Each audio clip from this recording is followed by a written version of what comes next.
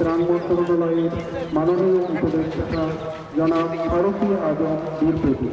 এই গ্যাপগুলি এটা করতে করতে এদিক থেকে উঠতে পারবে না, এখানে বেঁচে যাবে। ইঞ্জিনিয়ার তোমার কি মনে হয় এই রাস্তা এটা থাকবে?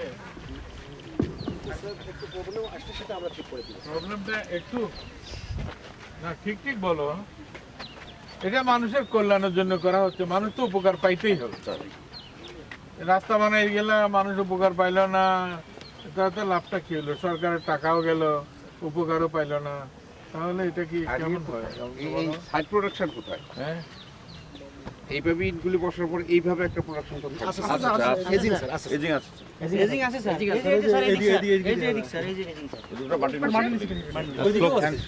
স্লোপের কথা হচ্ছে, স্লোপ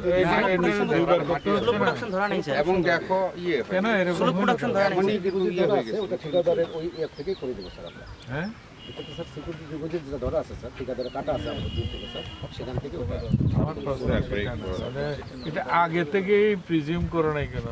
তুমি তো ইঞ্জিনিয়ার না। এটা কমপ্লেকশন না হওয়ার কারণে সমস্যা। কম্প্যাকশনটা হওয়ার পরে তারপর তুমি এটা এদিকটা নিচু, ওইখানে করতে উঁচু, কোনো ওদিকে কারণে কি তাড়াহুড়া করছো? তাড়াহুড়োই হয়েছে। ও মানে ওই আমি খোলা এটা করার জন্য? না স্যার একটু না না, এখন উল্টা চিন্তা করতে হবে। মানুষের কল্যাণ সবার আগে, চাই সত্য কথা যেটা চাই, মানুষের কল্যাণ সবার আগে। যার জন্য করছো ভুক্তভোগীরা যেন সবথেকে আগে, এই ওদের প্রায়োরিটি সবার আগে। এটা একটা বানাইছি, এটা টেকসই না হলে এটার বানানোর কোনো মানেই নাই। আমি তো এখানে থাকবো না, এই রাস্তা দিয়ে তো আমি হাঁটবো না।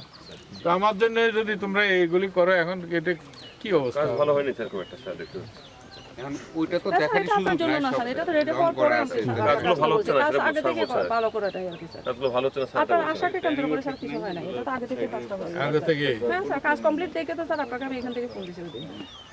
এটা আগে থেকে স্যার এইরকম। কি নাম এটা তো আপনার? এই নাম সব বললাম না স্যার, রাস্তা। জসিম সাহেব, হ্যাঁ, ওয়ালাইকুম আসসালাম। আপনি বুঝতে পারছেন যে সমস্যা? হ্যাঁ, দায়িত্ব কিন্তু নিতে হবে। যে কোনো একটা রিক্সা হোক ইয়ে হোক, এখানে কিন্তু দাঁড়ায় যাবে, সে বাঁধবেই, এটা বাঁধবে, তারপরে ঠেলে দায়িত্ব নিতে হবে।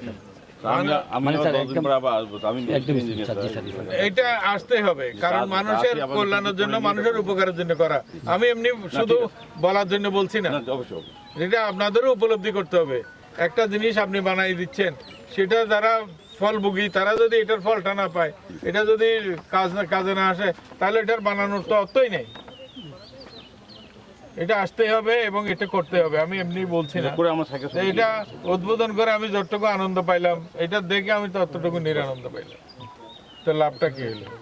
ভালো থাকবেন, ভালো করে বুঝবেন জিনিসটা, দেশের মানুষকে ভালোবাসবেন।